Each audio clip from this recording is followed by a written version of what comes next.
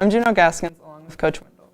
We had a great win a couple of weeks ago against Everman. What did you take away from that game? Well, I was just really proud of our guys. I thought we went up to Everman and played a really tough physical football game.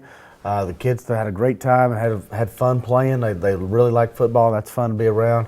You can see their confidence growing. Everman had a really good defense and a pretty decent offense that keeps getting better each week, as evidenced as they scored 40 points against Burleson last week and won the game. So I think we've been a good football team. It was a downpour in pregame. It was a downpour during the first half, and really a nasty ball game. And but the kids had fun playing football, and so just what we took out of it was tremendous resolve and obviously a win to put us at 3-2 in district. Last week was an off week. What did you work on? Excuse me. Just fundamentals. Try to stay dry. It rained the whole week, and and it was cold and nasty. We were outside. I think we went out 3 days for about 45 minutes, and we're in the gym a little bit. But we really worked on just healing emotionally and physically, and getting ready to make a big, strong push here in November.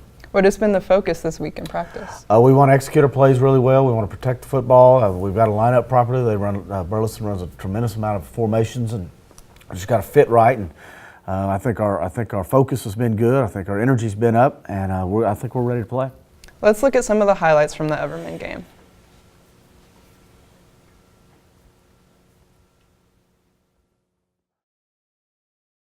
This is a big run from Nolan Samick with Dwayne Johnson pulling, and Blake Sellers pulling as well.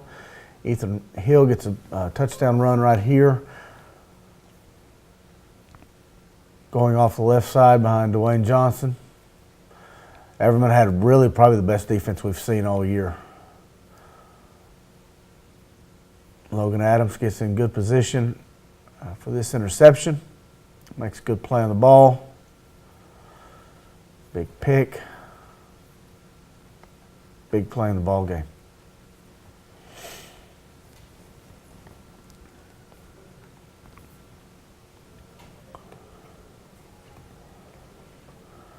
Come back with an option. Tate Corbin pitches the ball off the read key and get a good block out here, I think, by Jeremy McCoy, and Nolan cuts that back for a touchdown.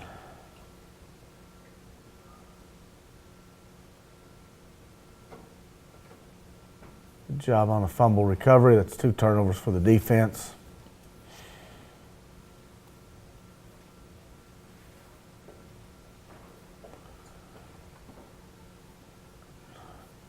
Tate goes in for the touchdown behind Dwayne Johnson again on the left side.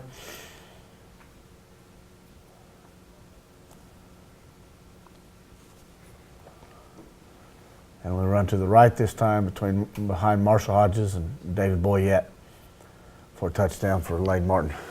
We also have players with us today. First, Austin Adams. Austin, what is the impact of having a bye week this late in the season? It gives us a chance to, replenish our bodies and get our mindset ready for the next week. Gives us an extra week of practice, just like Coach Wendel said. We had a setback with the weather, and we still got our work in, and it allows us to come together as a team again and, like I said, just reset our energy and focus on the team. What is the most difficult part of your position? Probably getting off blocks. Up there on the defensive line, the holding calls and all that doesn't really get called because that's where all the dirty work's done. We pretty much set up our linebackers, JT, pretty much to get all the tackles he gets a game, and we set our teammates up, and if we have a chance to make a play when we do our job, we ended up doing it. So you were hurt earlier in the year, so now you're more of a coach, right? Yeah. During practice, after I get my treatment done, I go down there and I make sure all the teammates are up and doing their job and having a good time and enjoying practice and playing football. And during the games, I'm right there behind Coach Irwin, making sure all the packages are there, making sure everybody's okay, making sure everybody knows what they're supposed to be doing, and I'm making sure everybody's ready to go, game ready. We also have Nolan Samick. Nolan, how do you prepare for each week's opponent? Every week, Monday through Friday, we watch film with our coaches and we study what the defense does because I'm an offensive guy, so we do that, and then we all have 2 2-hour practices a week, and then Wednesday's our getaway day. We get out here about 5:30, and then Thursday we get a nice run through, make sure everything's going smooth, and Friday we get ready to play. Tell us about reading to students in elementary schools each week. The kids really love it. I know I go to my mom's school every Friday morning, and those kids are always so excited to see us. They're dancing and smiling, having a good time. Excluding football, what is your favorite part of your day and why? My favorite part of my day is probably fourth period. I'm a pal. I go to LaRue Miller and I hang out with the CBI kids and I have a good time with them. Coach, we should have good weather this week. What are you expecting from Burleson? Well, we're going to get Burleson Elk's best football. They've got to win the game to remain in playoff contention, and I think they're coming off a tough loss to Everman. And they've lost 3 district games in a row, but they won 5 in a row to start the year. They feel like they're a good football team. They've got a very disciplined defense. They're very physical, and they're very strong on both offense and defensive line. They have a really solid running back, a good quarterback that runs the ball well.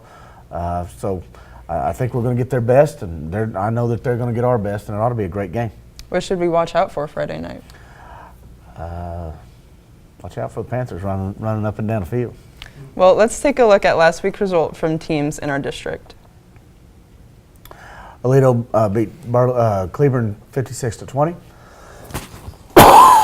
Excuse me. Joshua came back and beat Seguin in the last couple minutes of the game, 22-20. Burleson lost to Everman 40-35 in the last couple of minutes. Burleson Centennial blew out Waco University 42-0. And this week? I think Centennial beats Joshua fairly easy, 35-7. I think that's going to be a close ball game, but I'm going to take Everman at home 21-20 over Cleveland. I think Aledo beats University 50-0. And then Midlothian beats the Elks 27-20 in the fourth quarter. Coach, thanks for being here. We'll see you next week. Remember, this week is the Pink Out game. Game time is 7:30 Friday night. If you can't make it to the game, you can listen on mhsradio.com. Thanks for watching.